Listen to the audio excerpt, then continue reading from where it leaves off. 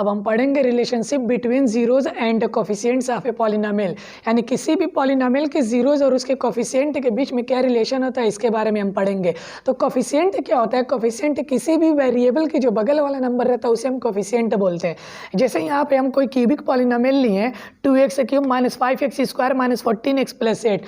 यहाँ पे हम देख रहे हैं एक्स क्यूब है तो एक्स क्यूब के बगल में यहाँ पे 2 है तो 2 हमारा जो है एक्स क्यूब का कोफिशिएंट हो जाएगा। We can say coefficient of x cube is 2।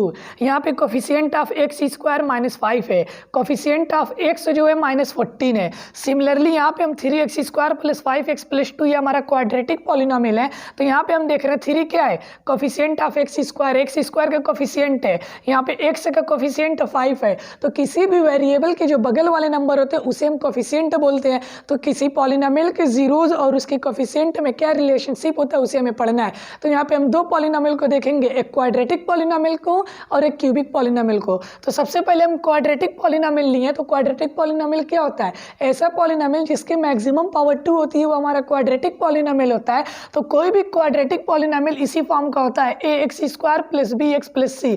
ये क्वाड्रेटिक पॉलिनोमियल का स्टैंडर्ड फॉर्म होता है। a क्या होता है? एक्स स्क्वायर का कोफिशिएंट होता है, b क्या होता है? x का कोफिशिएंट होता है और c हमारा कांस्टेंट होता है जो नंबर होता है।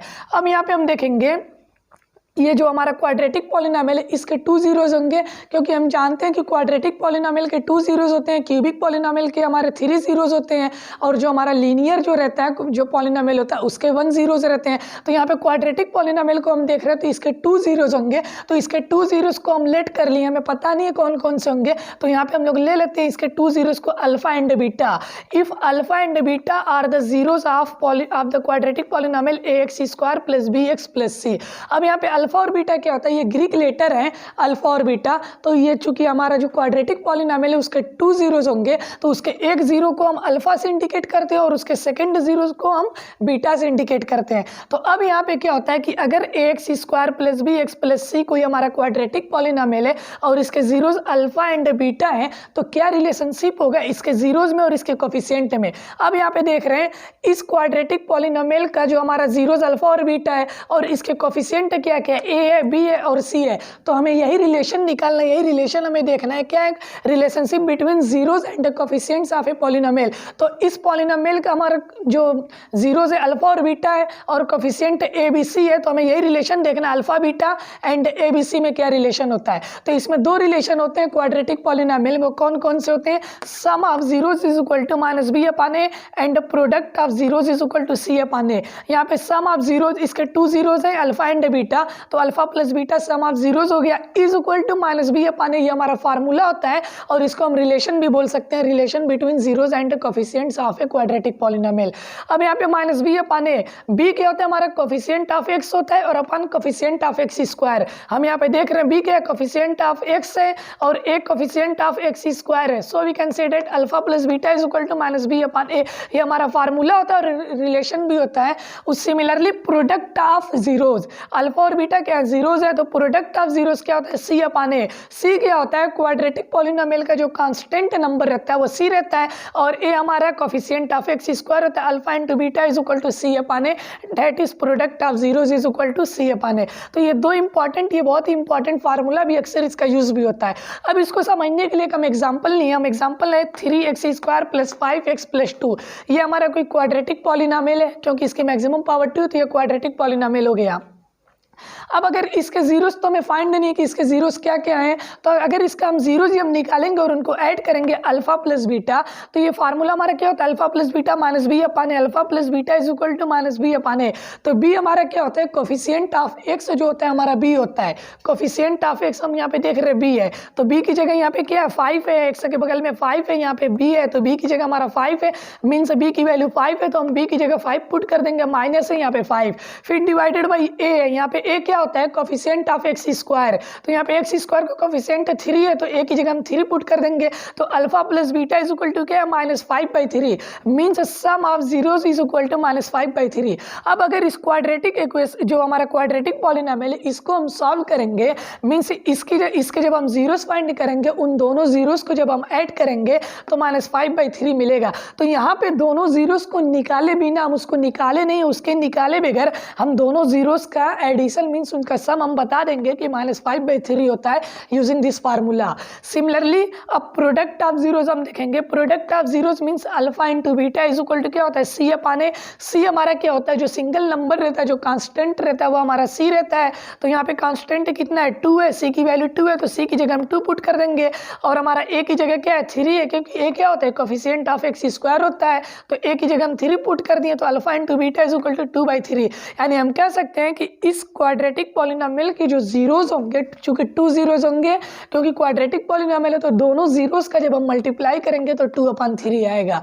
तो ये इस तरह से हम क्वेश्चन ऐसे हम फाइंड कर लेंगे कि क्या सम ऑफ जीरोज होंगे और क्या प्रोडक्ट ऑफ जीरोज होंगे। तो ये क्वाड्रेटिक पॉलिनोमियल के लिए फार्मूले होते हैं। अब हम चलेंगे क्यूबिक पॉलिनोमियल पे देखेंगे। तो कोई भी क्यूबिक पॉलिनोमियल का जो हमारा स्टैंडर्ड फॉर्म होता है ax³ + bx² + cx + d, ये हमारे क्यूबिक पॉलिनोमियल का स्टैंडर्ड फॉर्म होता है। क्यूबिक पॉलिनोमियल यानी ऐसा पॉलिनोमियल जिसके मैक्सिमम पावर 3 होती है, तो इसी स्टैंडर्ड फॉर्म में हमारा क्यूबिक पॉलिनोमियल मिलता है। तो अब यहाँ पे a क्या होता है, x³ का कोफिशिएंट है, यहाँ पे a है, x² का कोफिशिएंट यहाँ पे b है, यहाँ x का कोफिशिएंट c है, और यहाँ पे d हमारा क्या है, कांस्टेंट नंबर है जो एलोन अकेला रहता है, वेरिएबल उस पर डिपेंड नहीं करता है। अब यहाँ पे हम ध्यान देंगे, यहाँ क्वाड्रेटिक पॉलिनोमियल में a जो रहता था x² का कोफिशिएंट होता है, लेकिन क्यूबिक पॉलिनोमियल में a जो है x³ का पॉलिनोमियल होता है। तो अलग अलग पॉलिनोमियल में अलग अलग इंडिकेशन है। तो अब यहाँ पे सम ऑफ, अब चूंकि यहाँ पे ये क्यूबिक पॉलिनोमियल है तो क्यूबिक पॉलिनोमियल के हम जानते हैं कि 3 जीरोज मिलेंगे, क्वाड्रेटिक पॉलिनोमियल के 2 जीरोज मिले हैं, तो क्यूबिक पॉलिनोमियल के 3 जीरोज होते हैं। तो अब इनके 3 जीरोज को हम कोई नाम दे दिए, तो इनको नाम दिया गया alpha, beta and gamma. Alpha, beta, gamma ये ग्रीक लेटर्स हैं जो क्यूबिक पॉलिनोमियल के जीरोज को इंडिकेट कर रहे हैं, यहाँ पे लेट किया गया है। If alpha, beta and gamma are the zeros of ax³ + bx² + cx + d, ये क्या है हमारे, ये क्यूबिक पॉलिनोमियल है। देन सम ऑफ जीरोज, इसके 3 जीरोज है, अल्फा, बीटा, गामा, तो तीनों जीरोज का सम क्या होगा, -b/a। b क्या होता है, x² का कोफिशिएंट, यहाँ पे भी -b/a होता था क्वाड्रेटिक पॉलिनोमियल में, लेकिन यहाँ पे जो b रहता था कोफिशिएंट ऑफ x रहता था और a कोफिशिएंट ऑफ x² रहता था। लेकिन क्यूबिक पॉलिनोमियल के लिए जो b रहेगा कोफिशिएंट ऑफ x² रहेगा और a जो रहेगा कोफिशिएंट ऑफ x³ रहेगा। तो alpha + beta + gamma is equal to -b/a, यानी कि इसे हम कहते हैं सम ऑफ रूट सी हमारा हो गया।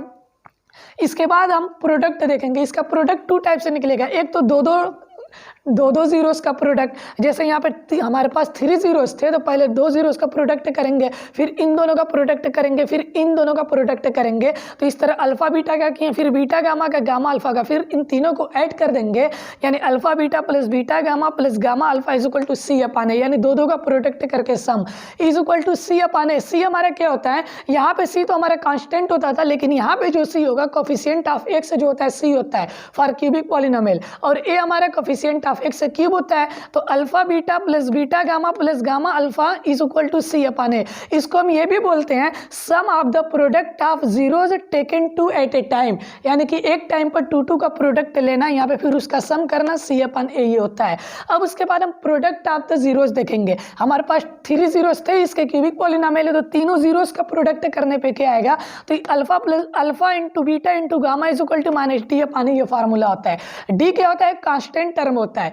क्वाड्रेटिक पॉलिनोमियल में कांस्टेंट टर्म को हम c से इंडिकेट करते थे, लेकिन इसमें d से इंडिकेशन है इसका, तो -d/a होता है। d कांस्टेंट टर्म रहता है, जो कांस्टेंट नंबर रहेगा, और a जो रहता है कोफिशिएंट ऑफ x³ रहता है। तो ये क्या है, प्रोडक्ट ऑफ द जीरोज है, -d/a, ये सम ऑफ द जीरोज है। और ये क्या है, sum of the product of zeros taken 2 at a time, यानी दो प्रोडक्ट का हमारा सम होता है ये।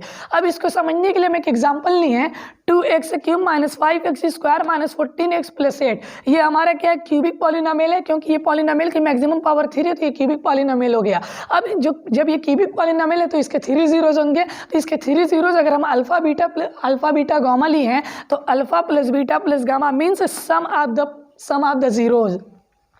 क्या फार्मूला होता है, -b/a, -b/a। b हमारा क्या होता है, कोफिशिएंट ऑफ एक्स स्क्वायर, तो यहाँ पे कोफिशिएंट ऑफ एक्स स्क्वायर क्या -5 है, यानी बी की जगह यहाँ पे -5 है। उसके बाद क्या है, ए है अपान में, तो ए की जगह 2 है, क्योंकि ए क्या होता है हमारा कोफिशिएंट ऑफ एक्स क्यूब होता है, तो यहाँ 2 है तो -b अपान ए, तो बी की जगह -5 है तो -5 हो जाएगा, और ये माइनस यहाँ पे तो ब्रैकेट यूज हो जाएगा अपान ए की जगह 2 है, तो माइनस माइनस प्लस हो जाएगा 5/2, यानी इस क्यूबिक जो ये हमारा क्यूबिक ये जो पॉलिनोमियल गिवन है, इसके जो सम ऑफ जो जीरोज होंगे वो 5/2 होंगे। Similarly sum of the product of zeros taken at a time, two at a time, यानी कि दो का जब हम प्रोडक्ट करके सम निकालेंगे तो alpha beta plus beta gamma plus gamma alpha is equal to c upon a, ये फार्मूला होता है। सी हमारा क्या होता है, कोफिशिएंट ऑफ एक्स होता है, फॉर क्यूबिक पॉलिनोमियल के लिए चल रहा है तो कोफिशिएंट ऑफ एक्स रहेगा, लेकिन इसमें सी कांस्टेंट टर्म होता है, लेकिन ये क्यूबिक है तो ये कोफिशिएंट ऑफ जो एक्स है वही हमारा सी होता है, तो सी की जगह यहाँ -14 है तो -14 हम पुट कर दिए हैं, डिवाइडेड बाई ए हमारा क्या होता है, कोफिशिएंट ऑफ एक्स क्यूब होता है, ये ए हो गया, तो यहाँ पे ए की जगह 2 है तो -14/2 डेट इज -7, -7 हमारा alpha beta plus beta gamma plus gamma alpha की वैल्यू आ गई, यानी दो के प्रोडक्ट का सम। उसके बाद क्या, प्रोडक्ट ऑफ द जीरोज, यानी तीनों का प्रोडक्ट एक ही टाइम पे, alpha into beta into gamma is equal to होता है -d अपान ए, फार्मूला होता है -d अपान ए, तो यहाँ पे d की वैल्यू कितनी हम देख रहे हैं 8 है, तो d की जगह 8 पुट कर देंगे, माइनस है ये माइनस, डिवाइडेड बाई ए की वैल्यू कितनी है, कोफिशिएंट ऑफ एक्स क्यूब ए होता है, तो ए की जगह यहाँ 2 है तो डिवाइडेड बाई 2 हो जाएगा, कैंसिल करेंगे -4, alpha beta gamma is equal to -4।